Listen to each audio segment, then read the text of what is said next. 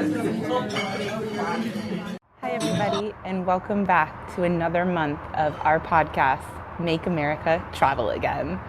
Tally Your Adventure Dream Vacations is so excited to be going down this adventurous path, and I really appreciate you subscribing, watching along in our progress, and of course, if you have any feedback, let me know. One of the things that I love about this business is it has allowed me the opportunity to be creative as well as show myself in my own authenticity. And I appreciate that. And I love the fact that it has brought so many people out to travel. One of the best things that I was able to do was interview one of my close friends from college, Nikki Hall, who also is, in my opinion, a cruise expert. And that's what we did last month. If you're interested in learning more about what it's like to cruise, what little insights you need, or maybe some opportunities in the future from Tally Your Adventure, make sure that you check out our podcast from last month where we talked about cruising on the high seas and our tips and tricks after we interviewed Nikki, our cruise expert. Additionally, if you want to know more about what it's like to be on a coach, make sure that you look at our first month where we talked about what it was like to travel through Ireland and Scotland on a coach through Cosmos Globus, a company that does a great job of making sure that you see authentically the country that you're visiting, as well as having a great time on vacation. This month, however, we are going to talk about one of my favorite countries in the entire world, besides the United States of America, of course, and that is the Netherlands. The Netherlands is a small little country located right next to Germany over in Europe. And while it seems small and nondescript, I can promise you it makes up for it with its people, its culture, and its traditions. It is one of the loudest countries that I have ever visited, and I try to visit it very frequently. Clinton and I have been to the Netherlands at least half a dozen times, and most of them have been to the city of Amsterdam. I'm going to talk about Amsterdam in my next episode, but I don't want to take away from the entirety of the beauty of this country. And so for this first episode, I've decided we're going to talk about something a little different. And that's going to be the small little towns around the country, as well as the beautiful Keukenhof Gardens.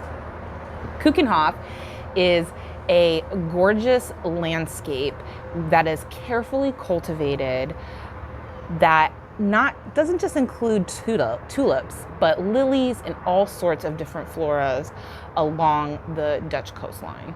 And by going to these gardens, you are able to see another set of beauty from this country.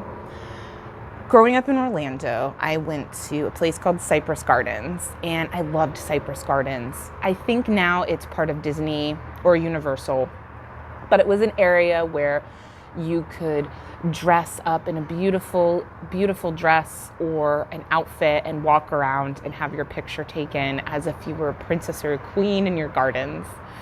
It seems that Tally Your Adventure likes gardens, or at the very least, we seem to like celebrating the beauty of the earth when it comes to these natural wonders. We've gone to Japan and Inuyama to see the cherry blossom festivals. I've been to London at Buckingham Palace to see the Queen's Rose Gardens. And it seems everywhere we go, we try really hard to see some of the beautiful natural landscape of that country. And Keukenhof is no exception. It is only open from March through May because that is when the season is, and that is when you're going to see these beauties bloom. And one tip I would give you is if you're truly trying to plan a trip where you want to see the full bloom, you may want to check out their flowering report, which is on their website. This flowering report will be pretty consistent every year, but just follow with their trends. It's similar to the cherry blossoms where it seems every year it gets a little earlier and earlier depending on the wet season. This last year for the cherry blossoms, if you remember, was very close to the end of March as opposed to mid-April. So make sure you check out that flowering report, and you can go on and you can see when the best time of the year is to go, of their season is to visit Keukenhof. We happened to go in April. It was early April, so not all of the flowers were in bloom, but that did not stop us from having an excellent time. We're fortunate enough, Clinton and I, that we have friends that live in Germany. One of them is German and the other one is Dutch. And we love both of them and love the fact that we are fortunate enough to stay with them and be around them and their family whenever we visit the countryside. And being from both the Netherlands and Germany has allowed the opportunity to see both sides of such beautiful countries. But what I love is that they live right on the border of the Netherlands and Germany, and it allows us the opportunity to go into the Netherlands whenever we visit them.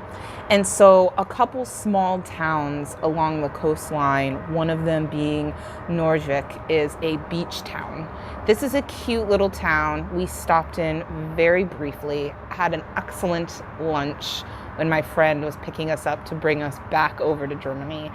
And we thoroughly enjoyed the experience. And like a typical Dutch beach, it doesn't have a lot of people on it. You're not going to see the heavy Florida beachgoers who are wearing skimpy outfits and having their beach towels to sun themselves. First, the weather usually is cloudy. It's not going to be as sunny as it is over in Florida.